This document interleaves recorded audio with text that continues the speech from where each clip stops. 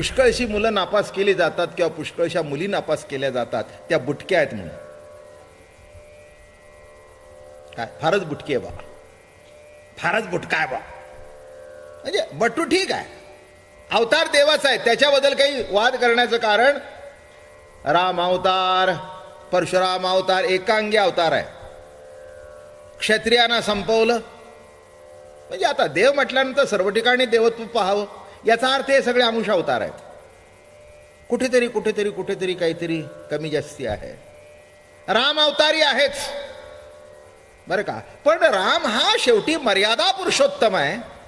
त्याला प्रत्येक गोष्टीत मर्यादा सांभाळावी लागली म्हणून मर्यादा पुरुषोत्तम. पण शेवटी अमर्याद पुरुषोत्तम हा कृष्ण आहे. बस इथे आपण आलो, जास्तीची किस्सा करत नाही. अमर्याद म्हणजे सर्वांगाने एक परिपूर्ण दर्शन. दिसायला सुंदर, असायला सुंदर, बोलायला गोड, संसारिक, मोठा संसार, पुन्हा काही साधा सुधा संसार नाही. 16,108 बायकांचा संसार.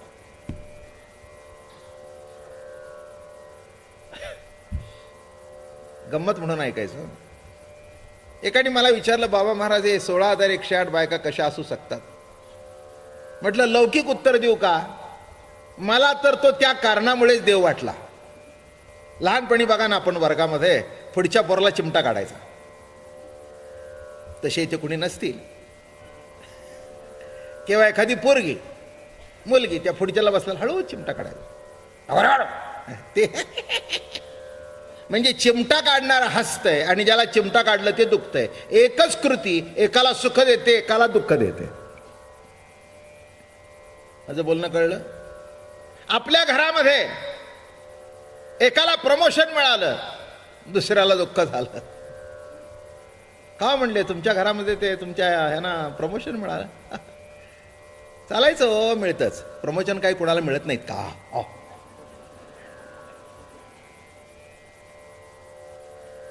काय अहो, घराघरामध्ये तर मोठी गंमत असते.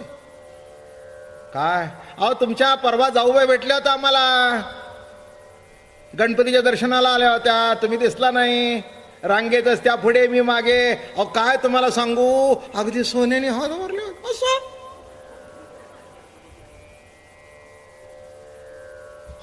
म्हणजे तिच्या नवऱ्याने तिला सोन्याच्या बांगड्या केल्या. हे सौते निघून 15 वर्ष झाली. आता तुझ्या पोटात दुखायचं काही कारण आहे का?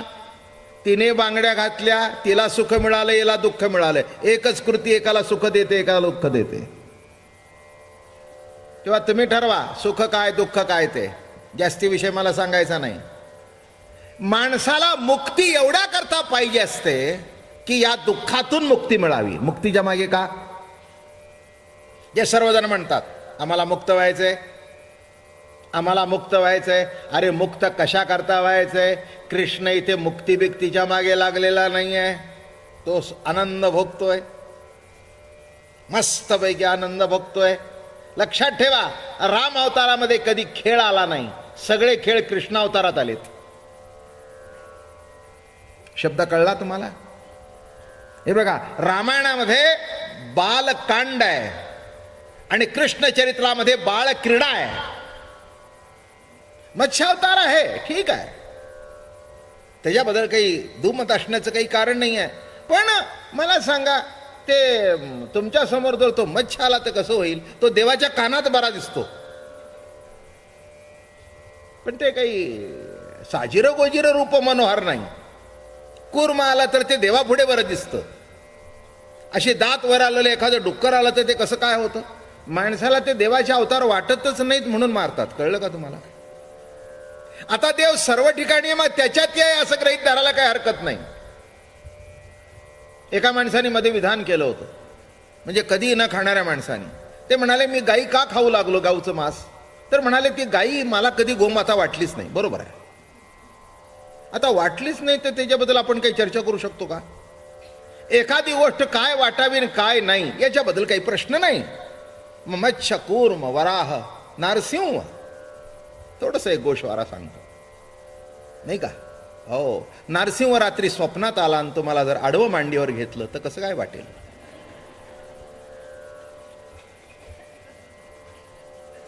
नाही नाही, पुणेकर म्हणून काही स्पेअर करणार नाही तुम्हाला तो. तुम्ही तर सांगितलं बाबा अरे आम्ही पुणेकर आहोत, तो म्हणेल मला माहित नाही, माझा अवतार पाहिजे ना, हो आडवा. अवघडच आहे एकंदर.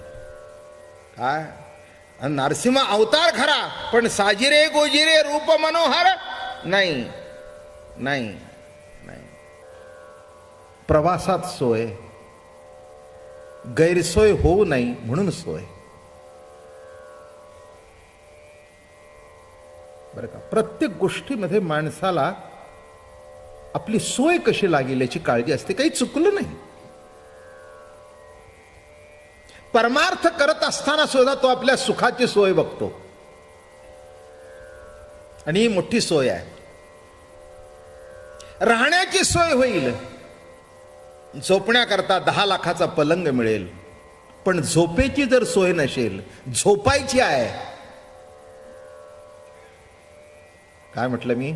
झोपायची आहे, पण झोप जर जागली नाही तर सोय नाही तर गैरसोय.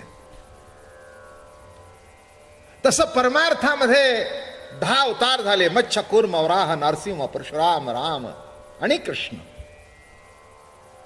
पण कृष्ण अवतारामध्ये सर्वसामान्य माणसाला असं वाटलं की आता आपली सोय झाली,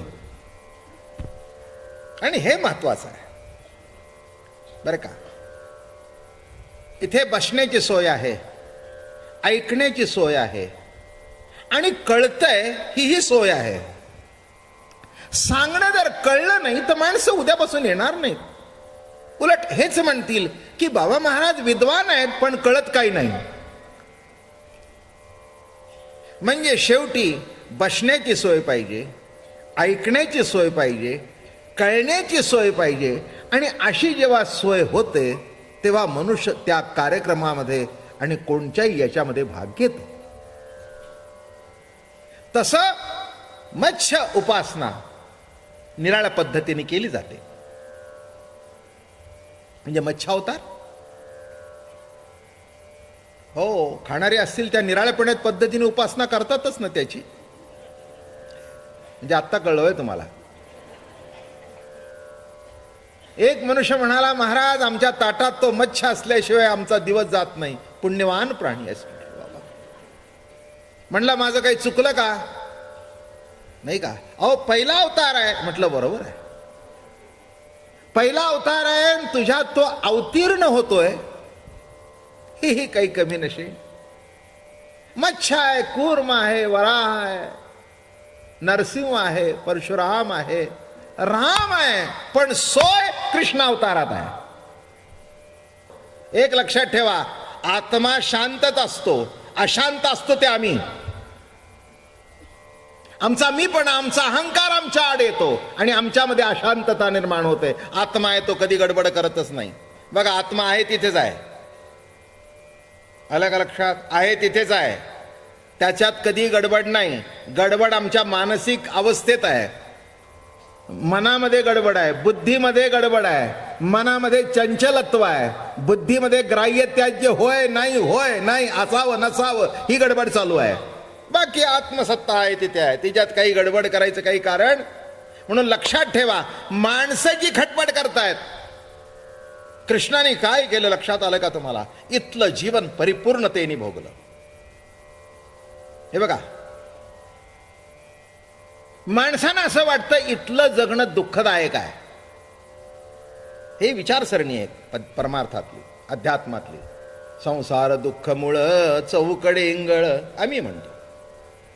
संसारात दुःखाचं मूळ आहे, आणि या दुःखाच्या मुळातून बाहेर पडण्याकरता परलोक आम्हाला मुक्ती मिळावी, आम्हाला मोक्ष मिळावा, आम्हाला वैकुंठात जाता यावं. आता कोण वरून गेलेलं खाली आलेलं नाही. अमेरिकेला जाऊन आलेले आता लाखो माणसं आहेत. दर महिन्याला जाऊन येणारी आणखीन लाख भेटतील. पण वैकुंठाला जाऊन कोणी खाली आलेला मला तरी भेटलेला नाही.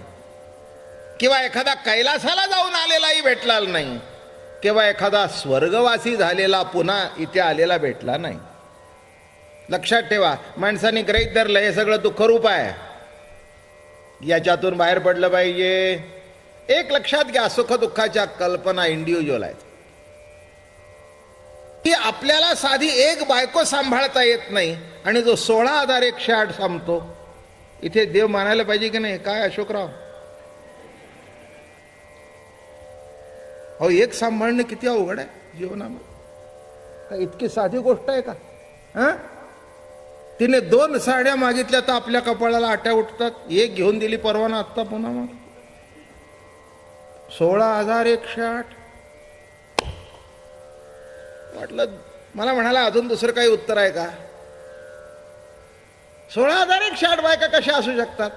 म्हटलं का तुला सुद्धा असू शकतात? मला म्हणाला, बाबा मला काहीतरी सांगू नका. म्हटलं तू केला नसशील, पण आतापर्यंत 16,108 तुझ्या मनात नाही का आल्या?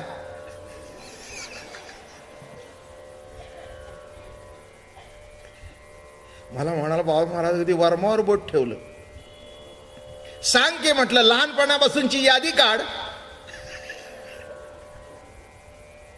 तो देव असल्या कारणाने 16,108 केल्या, पण तुझ्या मनात 16,108 आल्या नाहीत का? बेरीज केली असते तर कदाचित आणखीन 1700 पूर्ण झाला असता, 17,000 आकडा.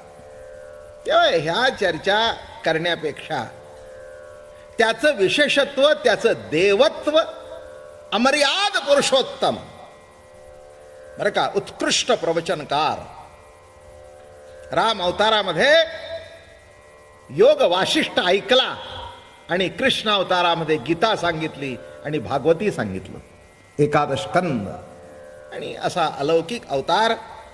आणि एक लक्षात ठेवा, कृष्णाला सोडून सर्व लोक परलोका करता जगतात. थोडासा विषय मांडतो. मग तो कोणी असू दे, मोक्षाकरता जगतो, जगण्याकरता जगत नाही, आहे त्या जीवनातला आनंद भोगत नाही. इथे जे काही करतो ते वर जाण्याकरता, परमार्थ कशा करता? नाही का? परमार्थ कशा करता? जप तप ध्यान कशा करता? इथल्या लोका करता का परलोका करता? नाही म्हणाला, मेल्यानंतर सद्गती मिळाली पाहिजे. आपली सुद्धा माणसं मेल्यानंतर प्रार्थना करतात, त्यांच्या मृत आत्म्याला शांती मिळो. गुरुजी मला नाही कळलं बरं का, प्रवचन झालं समजून सांगा. नाही म्हणजे मृत आत्मा हा शब्द मला अजून कळलेला नाही. आत्मा जर नित्य आहे, अखंड आहे, अविनाशी आहे, तर तो कोणत्याही परिस्थितीत अविनाशीच आहे ना. मृत आत्मा कसा? आणि आत्मा जर मृत झाला तर शांती मिळण्याचा प्रश्नच नाही. शांती आपोआपच आहे की, कारण का? मृत झाला. म्हणून काही काही शब्द आम्ही परंपरेने वापरतो, याच्यापेक्षा दुसरं काही त्याच्यामध्ये तथ्य असं मला तरी वाटत नाही.